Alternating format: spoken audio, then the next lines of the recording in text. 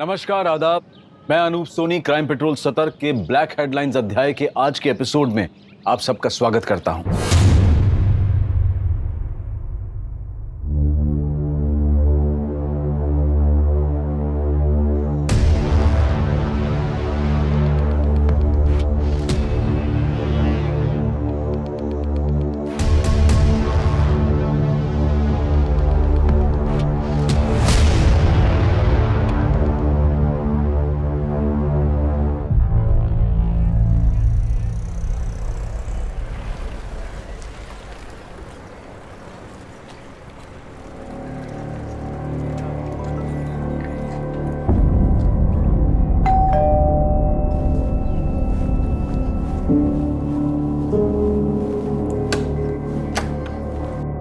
आ गई बेटा। अच्छा जल्दी से फ्रेश हो जा, मैं तेरे लिए खाना लगाती हूँ। नहीं मम्मा, अभी भूख नहीं है। दीप्ति बेटा, क्या हुआ? बहुत परेशान दिख रही है। कुछ नहीं पापा, बस थोड़ा सा थक गई हूँ।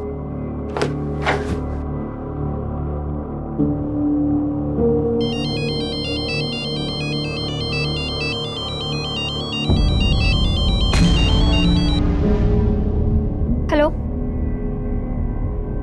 हेलो, अरे तुम कुछ बोल क्यों नहीं रहे हो? देखो, तुम जो कोई भी हो ना, ये हरकतें करना बंद कर दो, वरना बिल्कुल अच्छा नहीं होगा।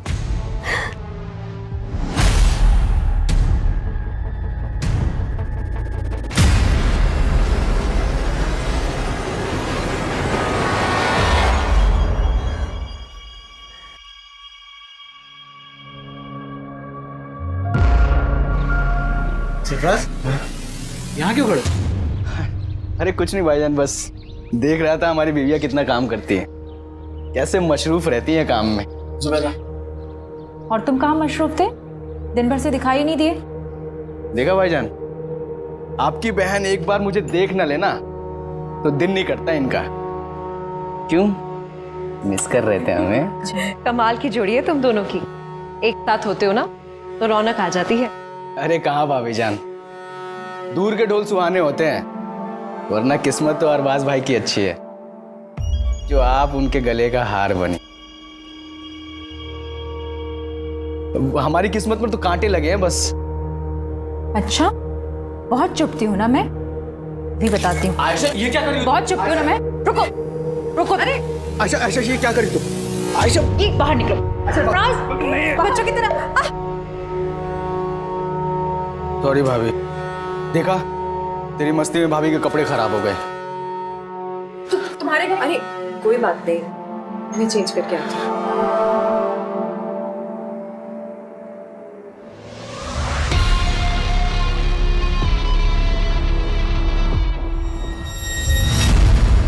हाँ मम्मी, हाँ बस ऑफिस से निकल गई हूँ। ध्यान से आना। मम्मी आप ज्यादा टेंशन मत लीजिए। अच्छा मम्मी एक बात बताना, वो राजन मेरा लैपटॉप रिपेयर करके दे गया? नहीं, तेरा लैपटॉप तो नहीं आया। अरे कितना बड़ा झूठा है, मुझसे तो कह रहा था दोपहर तक रिपेयर करके घर पहुंचा दूंगा। चलो मैं जाके देखती हूँ। भैया समता नगर। हाँ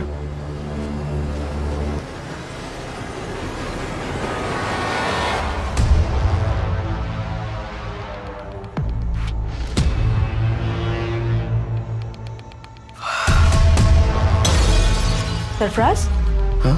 इतनी रात में क्या कर रहा है? कुछ भी नहीं, नींद नहीं आ रही थी तो पुरानी यादें ताज़ा कर रहा था। पुरानी यादें लैपटॉप में? आयशा ये क्या कर रही हो तुम? मैं शादी की वीडियो देख रहा था यार अपनी। आज तो हमारी शादी की वीडियो देख रहे थे ना, मैं भी देखती हूँ। तुम बिल्कुल ही पीछे पड़ जाती हो। शादी का वीडियो देख रहे थे या किसी की सुहागरात? कुछ भी। हाँ अच्छा, ये सब बोल के मूड बनाया जा रहा है ना, फैमिली प्लानिंग है ना। छोड़ो सरफराज, जब भी तुम्हारे पास आने की कोशिश करता हो तुम दूर कर देती हो मुझे। क्यों? मां नहीं बनना है या फिर बोर हो गई हो तुम मुझसे?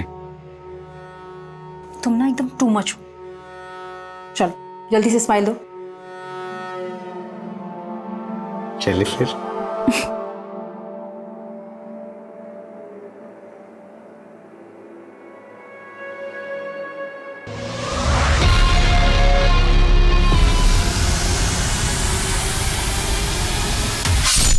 हत्या भले ही सरफराज की हुई थी, लेकिन वो फितूर नहीं मरा था जो इंसानी दिमाग से सोचने समझने की ताकत छीन लेता है। मरने वाला सरफराज भले ही बदनाम था, लेकिन मारने वाला एक अरसे तक गुमनाम था। ये एक ऐसा मर्डर केस था जिसको हेडलाइन तब मिली जब एक और इंसानी फितूर गुनाह के पांव पसार रहा था।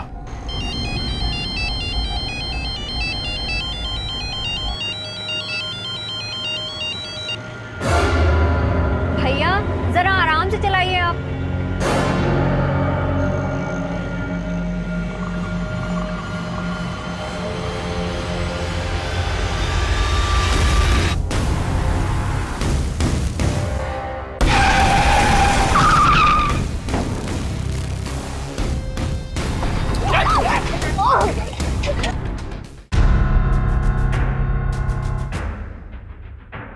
कुछ पता चला दीप्ति का? नहीं, वो राजन की दुकान पर अपना लैपटॉप लेने नहीं पहुंची और उसके ऑफिस वालों से भी कुछ पता नहीं चल रहा।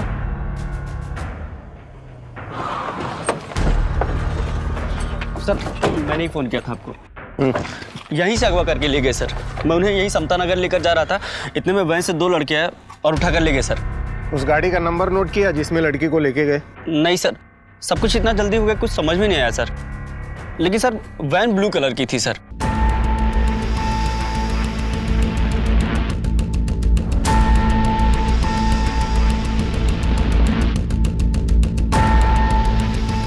दीप्ति किडनैपिंग केस देखते ही देखते इतना बड़ा बन गया था कि केस तुरंत क्राइम ब्रांच को सौंप दिया गया।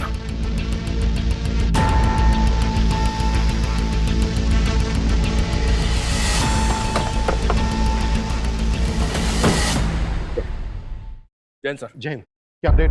सर बोरीवली कॉम्प्लेक्स से किडनैपिंग स्पॉट तक उस ऑटो का ट्रेल चेक किया। जहां जहां सीसीटीवी मिला वहां उस ऑटो के पीछे वैसी कोई ब्लू वैन नहीं दिखी सर। और जहां किडनैपिंग हुई थी वहां सीसीटीवी नहीं था, इसलिए वैन आगे किस डायरेक्शन में गई इसका ट्रेस भी नहीं मिला। किडनैपिंग हुए 16 घंटे हो गए, पता नहीं इस वक्त लड़की किस हाल में होगी, और तुम कह रहे हो कि कुछ भी ट्रेस नहीं हुआ है? वो वैन जरूर किडनैपिंग स्पॉट से जंगल की तरफ गई होगी, उस डायरेक्शन में चेक किया? जी हाँ सर, वहां पूरी रात पेट्रोलिंग हुई है और उस पैच में कहीं सीसीटीवी नहीं सर, और ज्यादातर स्ट्रीट लाइट्स खराब पड़े। मैं मानता हूँ क्रिमिनल्स इन बातों का फायदा उठाते हैं, लेकिन हम ये एक्सक्यूज नहीं दे सकते। पता है ना मीडिया में कितना बवाल हो रहा है। सर जिस लड़की की किडनैपिंग हुई थी उसकी पहचान पता चल गई है। कल देर रात एक दीप्ति नाम की लड़की की मिसिंग कंप्लेंट फाइल हुई थी और ये दीप्ति उसी एरिया में रहती है जहां से किडनैपिंग हुई थी। सर मैंने ऑटो वाले को इस लड़की की फोटो दिखाई तो उसने कहा कि वही लड़की है जो उसके ऑटो से किडनैप हुई थी।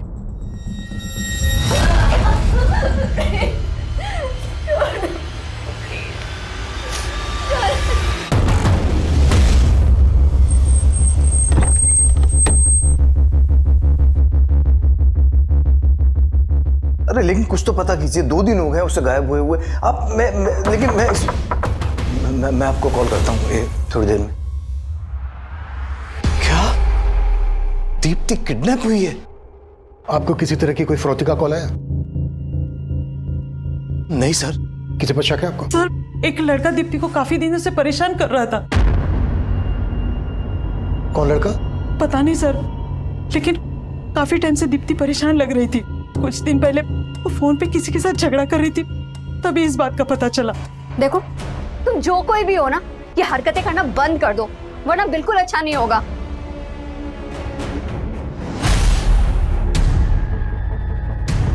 क्या बात है बेटा, किससे बात कर रही थी?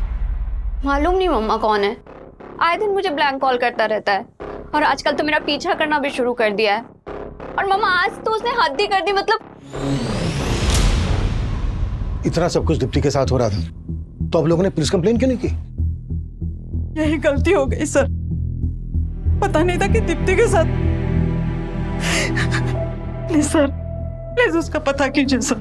देखिए हम पूरी कोशिश कर रहे हैं, ये काम है हमारा। आप लोगों ने कल दीप्ति को आखिरी बार कब देखा था?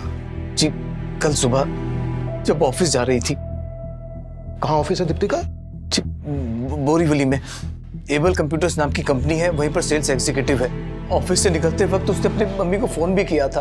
अच्छा मम्मी एक बात बताना, वो राजन मेरा लैपटॉप रिपेयर करके दे गया? नहीं, तेरा लैपटॉप तो नहीं आया। अरे कितना बड़ा झूठा है, मुझसे तो कह रहा था दोपहर तक रिपेयर करके घर पहुंचा दूंगा। चलो मैं जाके देखती हूँ। दीप्ति रात को 9 बजे तक घर ही नहीं पहुंची, फिर उसका फोन भी बंद आने लगा। मैं राजन की दुकान पर गया पूछने के लिए, तो वो कहने लगा कि दीप्ति वहां भी नहीं पहुंची। ये राजन की शॉप कहाँ है?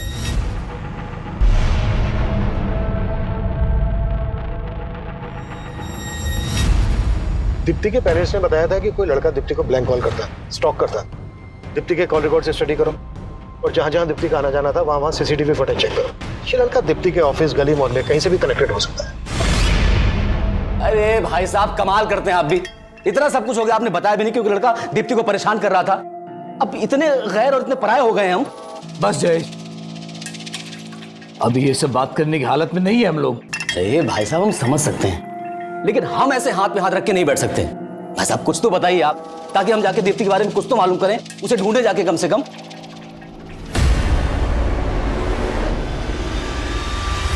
दीप्ति के किडनैपर्स तक पहुंचने के लिए दीप्ति के ऑफिस, घर, मोहल्ले, हर जगह पूछताछ की जा रही थी, लेकिन दीप्ति को सही सलामत ढूंढने की पुलिस की कोशिश अब नाकाम हो गई थी।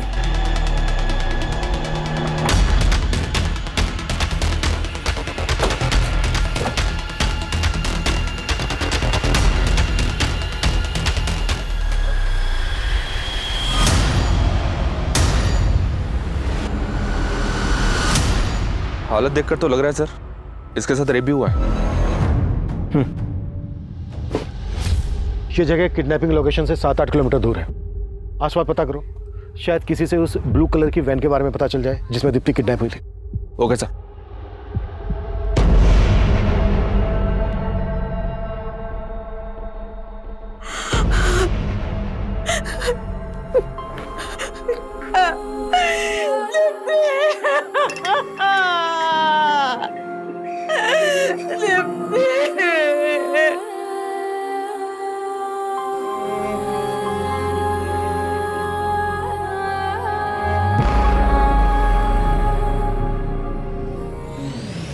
इस लड़के को जानते हैं आप लोग? नहीं सर, क्या इसी लड़के ने?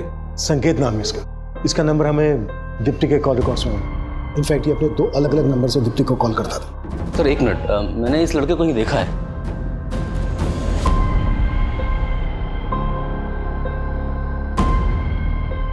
हाँ सर, इस लड़के को मैंने दीप्ति के साथ देखा था। दीप्ति बहुत गुस्से में लग रही थी। जब मैं वहां पहुंचा तो लड़का चला गया वहां से। दीप्ति क्या हुआ? निकलो यहाँ से तुम। कौन था ये? दीप्ति ने तो कुछ नहीं बताया। हो सकता है कि ये वही लड़का हो जो उसको स्टॉक कर रहा था। जब इस लड़के को दीप्ति के साथ देखा था आपने, कब की बात है? काफी समय पहले थे। कहाँ देखा था? दीप्ति के ऑफिस के बाद। सर मैंने कुछ नहीं किया दीप्ति के साथ, वो मेरी अच्छी दोस्त थी इसलिए फोन करता था उसको। वो भी 2 नंबर से स्टॉक करता था उसको, पीछा करता था उसका? नहीं सर, मैं उसको स्टॉक क्यों करूंगा सर, वो मेरी बहुत अच्छी दोस्त थी, बल्कि मैं तो उसके साथ शादी भी करना चाहता था। अच्छा, तो बात यहाँ तक पहुँच गई थी? सर मैं झूठ नहीं बोलूंगा, मैं जिस कंपनी में जॉब करता हूँ उनको दीप्ति की कंपनी कंप्यूटर सप्लाई करती है, इस वजह से हमारी फोन पर बातें होती थी। उसके बाद हम दोनों एक दूसरे को पसंद भी करते थे। ये लो। Thank you. यार दीप्ति, तुम इतनी इंटेलिजेंट हो, MBA भी किया हुआ है तुमने, ये कंपनी में क्यों फंसी हो? तुम्हें तो बहुत अच्छे जॉब ऑफर्स मिल सकते हैं। फंसी नहीं हूँ संकेत, मैं ना बस सही मौके का इंतजार कर रही हूँ। सही मौका मिलते ही मैं सीधा अब्रॉड। सच में? और जॉब के अलावा क्या सोचा है तुमने? मतलब? मुझे नहीं पता कि तुम कैसे रिएक्ट करोगी, but I really like you. क्या तुम भी मुझसे? सर पसंद तो वो भी मुझे करती थी, पर सर दीप्ति शादी करने के लिए तैयार ही नहीं थी। संकेत, मैंने तुम्हें कितनी बार बोला है कि मैं शादी के लिए अभी प्रिपेयर नहीं हूँ। यार दीप्ति, तुम सिर्फ अपने बारे में सोच रही हो। क्या तुम मुझसे प्यार नहीं करती? यार बार बार वही सवाल। मैंने बोल दिया, अब मुझे इस टॉपिक पर कोई बात नहीं करनी है संकेत। सर उसके बाद तो उसने मेरा फोन उठाना ही बंद कर दिया, इसलिए मैंने दूसरा नंबर लिया था और उसको कॉल करता था मैं। हेलो, अरे तुम कुछ बोल क्यों नहीं रहे हो? सर 1-2 बार उसने फोन उठाया, लेकिन मैं बात करने की हिम्मत जुटा नहीं पाया, और जब बात करने की कोशिश की तो वो और ज्यादा नाराज हो गई थी। हेलो। हेलो दीप्ति, कैसी हो तुम? तुम मुझे इतने दिनों से ब्लैंक कॉल कर रहे हो? नहीं दीप्ति, मैं तो बस तुम्हें। बस करो, तुम्हारी फितरत ना मैं बहुत अच्छी तरीके से जानती हूँ, और अब मुझे दोबारा फोन मत करना। सर मैं तो बस उसको एक बार मिलना चाहता था, लेकिन उसका कोई जवाब ही नहीं आया, वो जब तेरी ये समझ में आया कि वो तुझे अवॉइड कर रही है तो ये बात तेरे से बर्दाश्त नहीं हुई, इसलिए तूने दीप्ति को किडनैप किया और उसके बाद उसका रेप किया और मर्डर कर दिया। सर क्या बात कर रहे हैं आप? मैं सच बोल रहा हूँ, मैंने उसके साथ कुछ भी नहीं किया, मैं कसम खाता हूँ। जब तुमने उस लड़के को दीप्ति से झगड़ते हुए देखा तब मुझे क्यों नहीं बताया? उस दिन तो बड़ी बड़ी बातें कर रहे थे, अब मुझसे ही पूछ रहे हो कि लड़का कौन है? अरे भाई साहब, अगर तब बता देते ना तो बड़ी मुसीबत हो जाती। अच्छा ठीक है, आज बता रहे हैं तो क्या आप सुन रहे हैं? क्या कहना क्या चाहते हो तुम? भाई साहब कहना ये चाह रहे हैं कि आप दीप्ति को अच्छी तरह से जानते थे, वो कैसी थी। अगर तब बोलते ना तो कहते कि मेरी लाइफ में ताक झांक कर रहे हो। देख लिया ना आपने, आप लोगों से कितना छुपाती थी वो। खबरदार जो मेरी बेटी के बारे में कुछ बोला तो वो अब नहीं रही है। और नहीं भाभी जी, मेरे कहने का मतलब ऐसा नहीं था। तुम्हारा सब मतलब समझती हूँ मैं। मुझे ये बताओ कि तुम दीप्ति के ऑफिस के पास क्या करने गए थे? सर दीप्ति की पोस्टमार्टम रिपोर्ट के मुताबिक पहले दीप्ति को ड्रग्स देकर बेहोश किया गया, फिर उसका रेप किया गया। ये तो दीप्ति की लाश देखकर लग ही रहा था। Cause of death suffocation. लेकिन सर किलर यहीं तक नहीं रुका, दीप्ति की लाश के साथ भी कई बार रेप किया गया। ये कोई विकृत मानसिकता वाला ही कर सकता है। संकेत ने कुछ बोला? नहीं सर, लेकिन हाँ सर, किलर ने दीप्ति की बॉडी से अपना डीएनए भी वाइप आउट कर दिया। दीप्ति को 2 लोगों ने किडनैप किया था। अगर संकेत दीप्ति की किडनैपिंग में शामिल है तो उसका कोई दूसरा साथी भी होगा। एक काम करो, संकेत को जाने दो और नजर रखो इस पर और पता करो कि संकेत से कनेक्टेड किसी भी आदमी के पास ब्लू कलर की वैन है क्या। और सर इसके अलावा राजन के बारे में एक बात पता चली है। राजन पे तकरीबन 1 साल पहले एक लड़की ने मोलेस्टेशन का चार्ज लगाया था। केस स्ट्रॉन्ग नहीं था इसलिए छूट गया। इसे देखकर ही लग रहा था कि आदमी ठीक नहीं है। लेकिन सर फिलहाल इसके बैकग्राउंड में ऐसा कोई नहीं मिला है जिसके पास कोई ब्लू कलर की वैन हो। 1 मिनट। हाँ अभिषेक बोलो। सर राजन के बारे में पूछताछ की तो राजन का एक हेल्पर गिरीश सामने आया है, तो उसके पास राजन का एक लैपटॉप भी है। सर ये राजन भाई का लैपटॉप है जिसमें राजन भाई ने वो लड़कियों की गंदी गंदी तस्वीर रखी है साहब।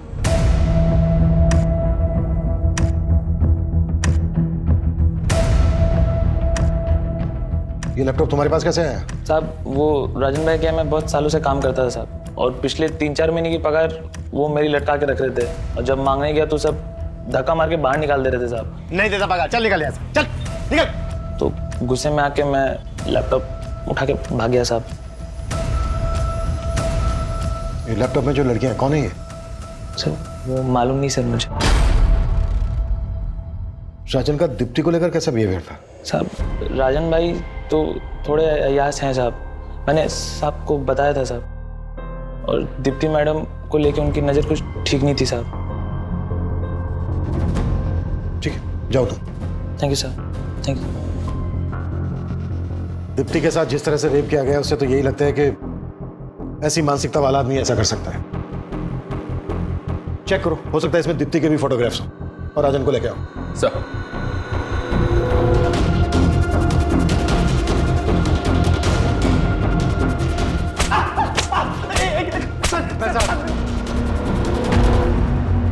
दीप्ति ने आखिरी कॉल तुझे किया था, और सीधे सीधे बोल, दीप्ति के रेप और मर्डर में तेरे साथ दूसरा कौन शामिल था?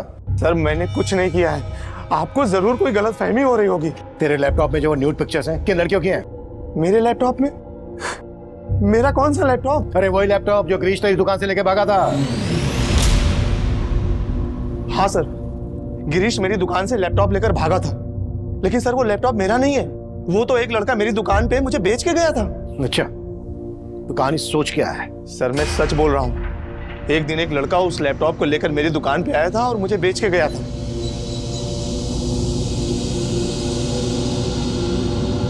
₹2000 मिलेंगे इसके? ठीक है, दो जल्दी।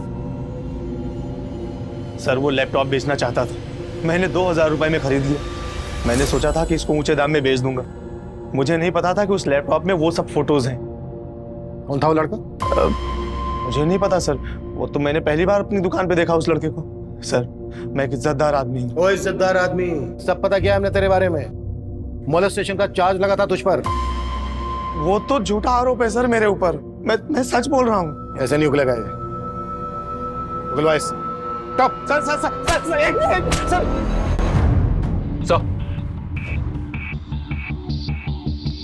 सर मैंने लैपटॉप चेक किया पर इसमें दीप्ति की कोई फोटो नहीं मिली। हो सकता है दीप्ति की फोटोग्राफ इससे डिलीट कर दी गई है। इसका डिलीटेड डेटा रिट्रीव करो। Okay sir. और एक बात सर, ये सारी फोटोज मॉफ्ड हैं। मॉफ्ड? जी सर। यानी न्यूड पिक्चर्स के ऊपर दूसरी लड़कियों के फेसेस लगाए गए? Right sir. और एक बात सर, मैं जब लैपटॉप चेक कर रहा था तो मुझे सरफराज नाम का एक फोल्डर मिला सर, जिसमें इस लड़के के कई फोटोज हैं। ये देखिए, लैपटॉप से ज़्यादा कुछ तो पता नहीं चला सर, लेकिन जब मैंने लैपटॉप के सीरियल नंबर से इसके बायर का पता किया तो पता चला कि कुरला के रहने वाले सरफराज ने लैपटॉप खरीदा है सर। और ये देखिए सर, लैपटॉप पे भी एस लगा है। हो सकता है सर लैपटॉप खरीदने वाला सरफराज और फोल्डर के अंदर जिसके फोटो हैं वो सरफराज, ये दोनों एक ही हैं।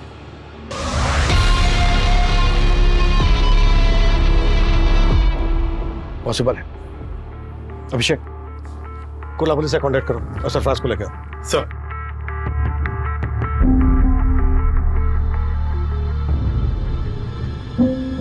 आयशा चलो घर में गरम चाय।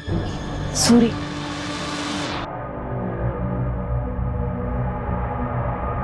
नहीं सर, ये वो नहीं है। स्केच बनवा सकता है उसका?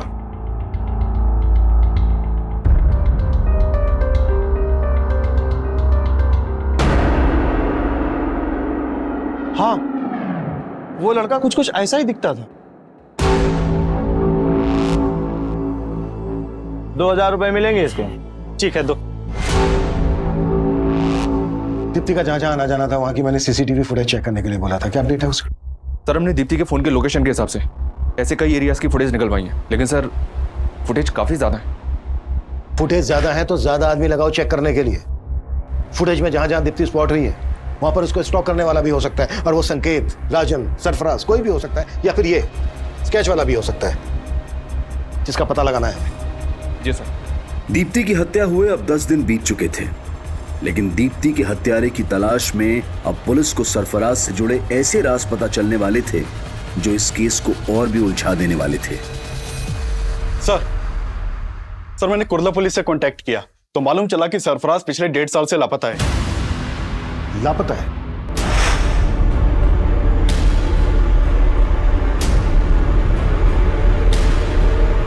जी सर। 1.5 साल पहले सरफराज की मिसिंग कंप्लेंट उसकी बीवी ने दर्ज करवाई थी, लेकिन कुर्ला पुलिस सरफराज के बारे में कुछ पता नहीं लगा पाई और यह केस पिछले 1.5 साल से अनसॉल्व्ड है। 1.5 साल से? ऐसा क्या इस केस में कि पिछले 1.5 साल से सॉल्व नहीं हुआ? सर मैंने ये केस स्टडी किया, इस केस के ऊपर कुछ खास काम नहीं हुआ था। बस इस विलास नाम के आदमी के ऊपर शक जताया गया था क्योंकि इसने सरफराज को आखिरी कॉल किया था, लेकिन सर इसके खिलाफ बाद में कुछ मिला नहीं तो इसे छोड़ना पड़ा। 1.5 साल पहले सरफराज गायब होता है और 1.5 साल के बाद ये लड़का सरफराज का लैपटॉप राजन की दुकान पर भेजता है। दीप्ति राजन को लास्ट कॉल करती है और राजन की दुकान पर जा रही होती है। बीच रास्ते में ही दीप्ति का किडनैप हो जाता है, उसका रेप और मर्डर कर दिया जाता है। दीप्ति का रेप और मर्डर केस सरफराज के केस से जरूर ताल्लुक रखता है। सरफराज और इस स्केच वाले लड़के के बारे में पता लगाने के लिए हमें विलास और सरफराज से ताल्लुक रखने वाले सभी लोगों से मिलना पड़ेगा।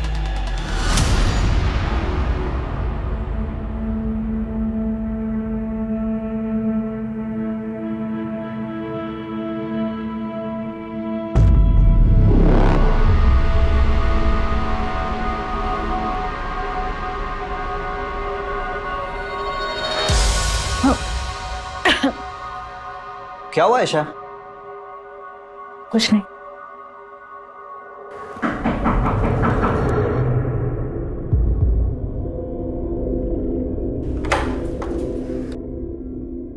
जी आयशा। जी हाँ। मैं inspector Abhimanyu Jindal, crime branch. हमें आपके पति सरफराज के बारे में आपसे कुछ बात करनी है। सरफराज? पूरे 1.5 साल बाद सरफराज के बारे में? पूछिए, क्या पूछना है? हमें आपके पति सरफराज का लैपटॉप मिला है। सरफराज का लैपटॉप कहाँ? और सरफराज? ढूंढ रहे हैं उसे। दरअसल सरफराज का लैपटॉप दहीसर में एक दुकान पर बेचा गया और जिसने बेचा तो ये लड़का है। आप जानती हैं इसको? नहीं। सरफराज के लैपटॉप में हमें कुछ लड़कियों के फोटोग्राफ्स मिले हैं। उनके फेसेस कुछ न्यूड पिक्चर्स के साथ मॉर्फ किए गए। दहीसर के जिस एरिया में सरफराज का लैपटॉप बेचा गया, रिसेंटली उसी एरिया में दीप्ति नाम की लड़की का रेप और मर्डर किया गया। जानती हैं आप दीप्ति को? कभी आपने देखा था सरफराज के साथ इसे? जी नहीं, मैं इस लड़की को नहीं जानती, लेकिन मैं इतना ज़रूर जानती हूँ कि सरफराज के लैपटॉप में बहुत सारी लड़कियों के फोटोग्राफ्स थे, लेकिन मैंने कभी किसी लड़की के न्यूड फोटोग्राफ्स नहीं देखे।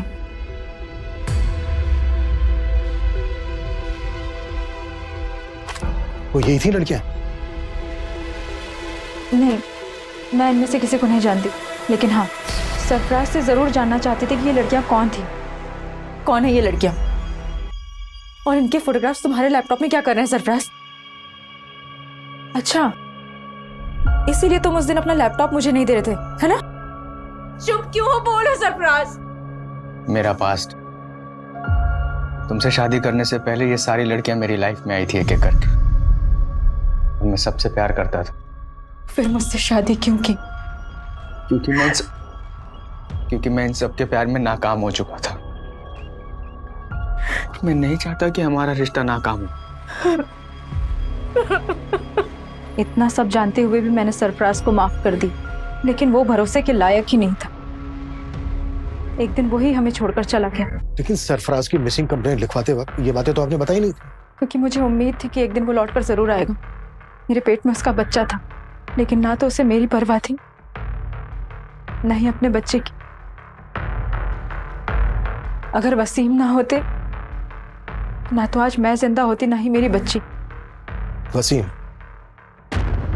आप ही वसीम है? जी सर, मैं वसीम, सरफराज का दोस्त। और अब हम पति पत्नी। हाँ सर, आज से 1.5 साल पहले से मैं सरफराज के कांटेक्ट में था सर। वो एक ब्रोकर था और मुझे एक प्लॉट की तलाश थी सर, और इसलिए मैं उससे मिला था। और ये बात सर मैंने कुर्ला पुलिस को भी बताई थी। लेकिन 1.5 साल बाद अब हमें पता चला है कि इस आदमी ने सरफराज का लैपटॉप दहीसर में बेचा था। क्या उस दौरान कभी इस आदमी को सरफराज के साथ देखा था? नहीं सर, मुझे ध्यान में नहीं है। शायद कभी देखा होगा सरफराज के साथ में। इसका नाम सरफराज है, ये 1.5 साल से लापता है। क्या इसको जानते हैं आप लोग? कभी दीप्ति के साथ देखा हो इसको?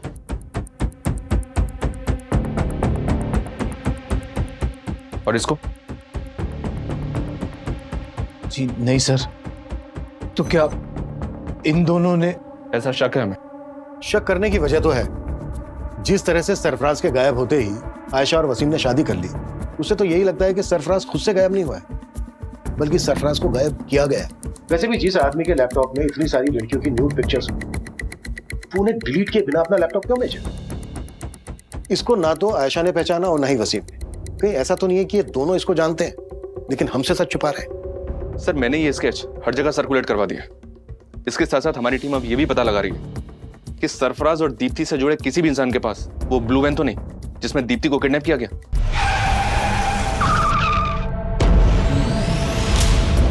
सरफराज के लैपटॉप में जितनी भी लड़कियों के फोटोग्राफ्स हैं, हमें उन सबकी पहचान पता करनी होगी।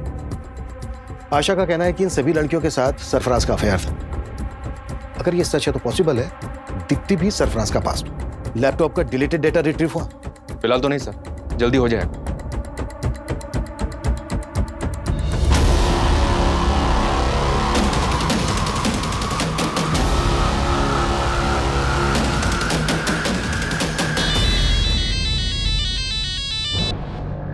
हेलो भाभी जान, कैसी हैं आप? आयशा, तू?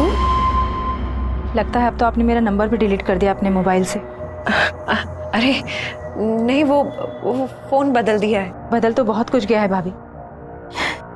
जिंदगी हर कदम पे नया मोड़ ले लेती है। आयशा, तू ये क्या कह रही है? मैं कुछ समझी नहीं। मुझे तो लगा था आप खुद ही फोन करके बता देंगी। पुलिस को क्या बताया आपने मेरे बारे में? पुलिस? आयशा ये क्या कह रही है तू? क्यों? पुलिस सरफराज के बारे में पूछताछ करने के लिए आपके पास नहीं आई?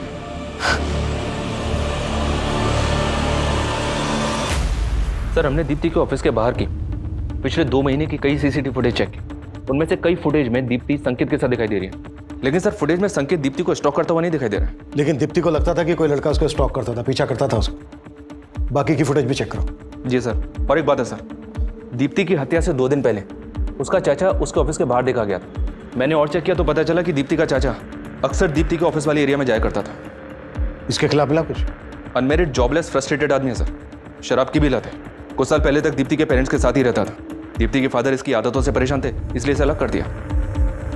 जयेश घर में अपना हिस्सा मांग रहा था सर, और दीप्ति घर बेचने के खिलाफ थी। हाँ सर, ये बात सही है कि जयेश चाहता था कि मैं घर बेच दूं और उसे उसका हिस्सा दे दूं। लेकिन दीप्ति ये नहीं चाहती थी कि ये घर में के।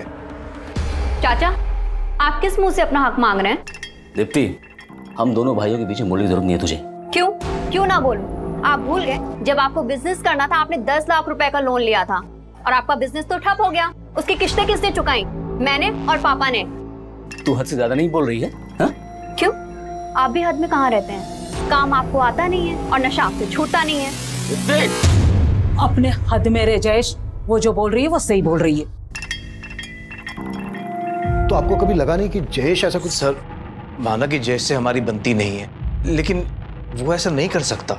ये ऐसा समझ सकते हैं सर, लेकिन मुझे किसी पे भरोसा नहीं। मेरी बेटी को किसी दुश्मन से कम नहीं समझता था वो। साहब, मुझे मालूम था भाभी जी मुझे बख्शेंगे नहीं, लेकिन मैं इतना गया गुजरा नहीं हूं कि अपनी भतीजी के साथ ये सब। तो फिर उसके ऑफिस के पास क्यों मंडराता था? दीप्ति की हत्या से 2 दिन पहले भी तू वहां देखा गया, क्यों गया था? मैं तो बस उससे मिलके बताना चाह रहा था कि मुझे मेरा हिस्सा मिल जाए और रास्ते में ना आए। काम नहीं है साहब, पैसा नहीं है। काम नहीं है, पैसा नहीं, लेकिन तेरा दोस्त उमेश तो तुझे पैसे दे रहा था ना, कर्जा दे रहा था ना तुझे, और रोज पे रोज तुझे दारू भी पिला रहा था। कहीं ऐसा तो नहीं है कि उसको खुश करने के लिए तूने दीप्ति को? पैसा कुछ नहीं है साहब, मैं सच कह रहा हूँ। जो भी है वो तो तेरा दोस्त गल देगा, और तो भी।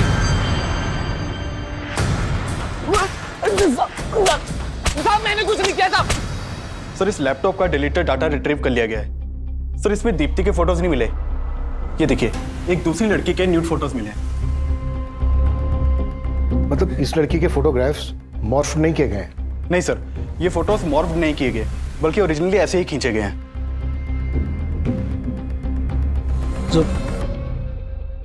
जुबैदा, क्या सोच रही? आपने हमेशा अपनी बहन के बारे में सोचा, कभी उसकी जिंदगी दागदार नहीं होने दी, लेकिन मुझ पर लगा ये दाग मुझे हमेशा परेशान करता रहेगा।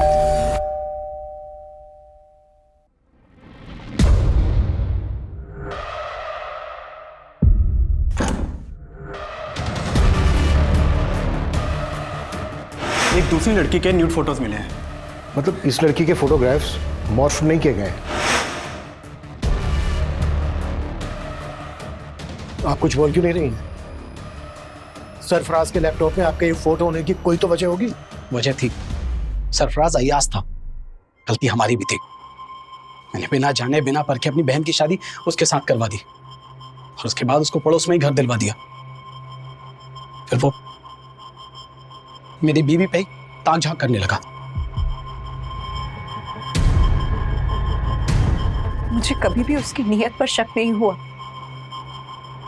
मैं और आयशा तो मिलकर एक साथ अच्छे से काम कर रहे थे, काम बढ़ भी रहा था, लेकिन फिर अचानक मुझे माइग्रेन का प्रॉब्लम हो गया। आयशा, मैं नहीं चाहता कि इस काम से जुबैदा को और ज्यादा तकलीफ हो। डॉक्टर ने 2 महीने का हैवी कोर्स दिया है। देखो, इस दवा को खाने से इसको ज्यादा नींद आएगी। तुम बात को समझो।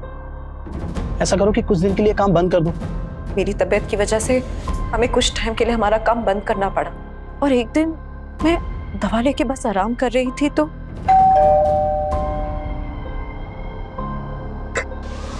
हाय भाभी। क्या हुआ? आपकी तबीयत ठीक नहीं है? नहीं, वो थोड़ा सर बहुत चकरा रहा था। अरबाज भाई कहाँ हैं? अगर आपकी तबीयत इतनी खराब थी तो मुझे बताना चाहिए था। मैं दवा के नशे में थी और फिर अचानक न जाने कैसे मेरी आंख लग गई।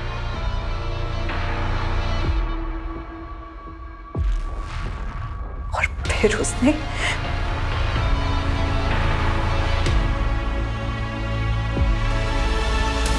फिर अरबाज घर वापस आए तो मैंने उन्हें सब कुछ बता दी। मैं तो उसी वक्त पुलिस के पास जाना चाहती थी, लेकिन इन्होंने मना कर दिया। उसके बाद हम यहाँ मेरे मायके चले आए, लेकिन सरफराज ने उसके बाद मुझे ब्लैकमेल करना शुरू कर दिया। सरफराज, तुम ये सही नहीं कर रहे हो। मैं आयशा को सब कुछ बता दूंगी। तो बता दो, डरता नहीं हूं मैं। सरफराज, सरफराज, क्यों तू मेरी बहन और मेरी बीवी की जिंदगी बर्बाद कर रहा है? ठीक है, आप जैसा बोल रहे हो मैं वैसा ही करूंगा, बस एक रात के लिए। जुबैदा को मेरे साथ छोड़ दो। चिल्ला मत। अगर मेरी बात नहीं मानी तो जुबैदा की फोटो इंटरनेट पे अपलोड कर दूंगा। सर उसने नाक में दम कर दिया था, इसीलिए तुमने उसे अपने रास्ते से हटा दिया। नहीं, इसकी मदद से। नहीं सर, हम इसे नहीं जानते सर। जुबैदा और अरबाज सस्पेक्ट नजर आ रहे थे, लेकिन सरफराज के साथ क्या हुआ होगा इसको लेकर पुलिस नतीजे तक नहीं पहुंच पा रही थी और उन्हें उस आदमी की तलाश थी जिसने सरफराज का लैपटॉप राजन को बेचा था। वहीं जुबैदा के अलावा सरफराज के लैपटॉप में कई लड़कियों के आपत्तिजनक फोटो थे और पुलिस एक एक करके हर लड़की को आइडेंटिफाई कर रही थी, लेकिन उनमें से ज्यादातर लड़कियों का कहना था कि वो सरफराज को ठीक से जानती तक नहीं थी। पुलिस के मन में बार बार ये सवाल उठ रहा था कि 1.5 साल पुराना वो केस दीप्ति के रेप और मर्डर से कैसे जुड़ा था। सर हमने इस फुटेज को क्लोजली एग्जामिन किया तो ये देखा, एक दो जगह और ये दीप्ति के पीछे जाता हुआ देखा। शर्मा, पता करो इसके साथ दूसरा और कौन था। जी सर। सर मैंने कुछ नहीं किया था। सर मैंने क्या किया सर? सब पता चल गया है हमें। तू ही दीप्ति को स्टॉक करता था, पीछा करता था उसका। और हमने तेरे उस मैकेनिक दोस्त नरेश के बारे में भी पता लगा लिया है, जिसके गैरेज की ब्लू कलर की वैन में तुम दोनों ने मिलकर दीप्ति को किडनैप किया। तेरे उस मैकेनिक दोस्त ने सब कुछ उगल दिया है। बेहतर यही होगा कि तुम भी उगलते। सर राजन भाई नहीं है क्या? राजन भाई तो बाहर है। अच्छा, मेरा हार्ड ड्राइव ठीक हो गया? हाँ वो हो गया ठीक मैडम। दो अच्छी लगती थी दीप्ति मुझे। दिन रात उसका चेहरा मेरे मन में घूमता रहता था, छूना चाहता था मैं उसको। पागल हो गया था मैं, पागल।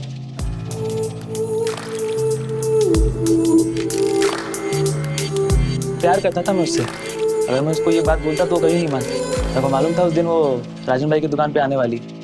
आप दुकान पे आके ले जा सकती हैं। अपने दोस्त का प्लान बना के उठा लिया उसको।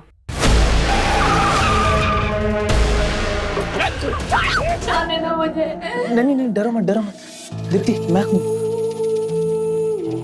प्यार करता हूँ दीप्ति तुमसे। शादी कर लो मुझसे। शादी कर लो। साहब मरते तब तक तू उसका रेप करता रहा और मरने के बाद भी बोलता है प्यार करता था। कुत्ता साले। और इतना कुत्तों की इसकी चीखें पुलिस स्टेशन के 1 किलोमीटर दूर तक सुनाई देनी चाहिए। दीप्ति एक ऐसे गुनाह का शिकार हुई थी जिसको लेकर हम आए दिन आक्रोश से भर उठते हैं, पर कुछ कहते नहीं, कुछ करते नहीं। और आज ये बेबसी हम सब महसूस कर रहे हैं, लेकिन इसकी कोई रोकथाम नजर नहीं आ रही। दीप्ति रेप और मर्डर केस पुलिस सॉल्व कर चुकी थी, लेकिन सरफराज मर्डर केस अब भी बिना नतीजे के था। पुलिस अब भी सरफराज को मिसिंग मानकर ढूंढ रही थी, जो कि जुबैदा और कई और लड़कियों का गुनहगार नजर आ रहा था। सर ये स्केच इस शाद नाम के लड़के का है। ये साइन में एक फैक्ट्री में काम करता है और सर 1 महीने से गायब। और सर ये भी पता चला है कि ये शाद इस विलास के टच में भी था। जब 1.5 साल पहले सरफराज गायब हुआ था तो उसे आखिरी कॉल इसी ने किया था।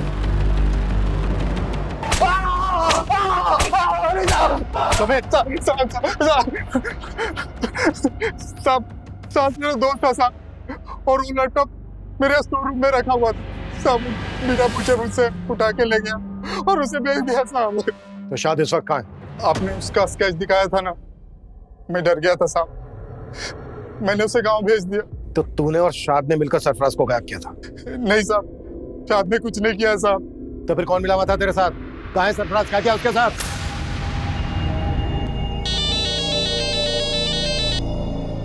हेलो विलास भाव, अरे बताओ क्या खिदमत करूं आपकी। अरे बहुत इंतजार कराया आपने। सरफराज ने जब मेरी बेटी जुबैदा के वो गंदी फोटो खींचे तब वो मेरे दामाद के साथ मेरे घर सूरत आ गए। मेरी बेटी की तरह मैं भी चाहता था कि हम पुलिस के पास जाए, मगर मेरा दामाद नहीं माना। अगर हम पुलिस के पास गए तो हमारी बहन की जिंदगी बर्बाद हो जाए। अरे कैसे बातें कर रहे हैं आप? बात समझिए। अब अगर पुलिस के सामने अगर ये बात आई तो हमारी बड़ी बदनामी होगी। अभी पुलिस नहीं। मैं फिर भी खून के घुट पी के रह गया, लेकिन जब उसने मेरी बेटी की फोटो इंटरनेट पर डालने की धमकी देनी शुरू की तब मैं खुद गया उसे समझाने, उसकी मिन्नतें करने। खुदा से डर बेटा, वो फोटो डिलीट कर दे। अपनी बेटी दे दे सिर्फ 1 रात के लिए। सरफराज, तू ये सही नहीं कर रहा है, समझा? चले, क्या जो करना कर ले। विलास को तो मैं काफी दिनों से जानता था। बहुत सारा कर्जा लेकर रखा था उसने मुझसे। और तुमने उसको बोला कि अगर वो तुम्हारा साथ देगा तो तुम उसका सारा कर्जा माफ कर दो। मैंने जो भी किया अपनी बेटी के आबरू बचाने के लिए किया, और मुझे उसका जरा भी अफसोस नहीं है। जुबैदा के पिता यूसुफ ने कहा कि उसे अपने किए का कोई पछतावा नहीं है, और हमारे समाज और हमारे आसपास शायद ऐसे कई लोग होंगे जो शायद ये सोचते होंगे कि सिर्फ सरफराज ही क्यों, अगर दीप्ति के गुनहगार गिरीश का भी सरफराज जैसा ही अंजाम होता तो शायद गलत नहीं होता। हाल ही में हमारे देश में ऐसा बहुत कुछ हुआ जहां महिलाओं के साथ गलत करने वालों को सूली या गोली, किसी भी तरह से इंसाफ दिलाने की मांग उठ रही थी। लेकिन इंसाफ के मामलों में जज्बात और फितूर से नहीं, बल्कि कानूनी प्रक्रिया से ही फैसलों तक पहुंचना चाहिए। अगर जुबैदा का पति अरबाज पहले से ही पुलिस की मदद लेने का फैसला कर लेता तो जुबैदा के पिता की बेबसी का फितूर उन्हें आज कटघरे में लाकर खड़ा नहीं करता। अब मैं अनूप सोनी आपसे विदा लेता हूं। फिर मुलाकात होगी क्राइम पेट्रोल सतर्क के ब्लैक हेडलाइंस अध्याय में एक और नए केस के साथ। और याद रखें, क्राइम और आपके बीच में सिर्फ इतना फर्क है कि आप कितने सतर्क हैं। सतर्क रहें, सुरक्षित रहें। जय Hind. For more updates, subscribe to our channel, click the show links and enjoy watching the videos.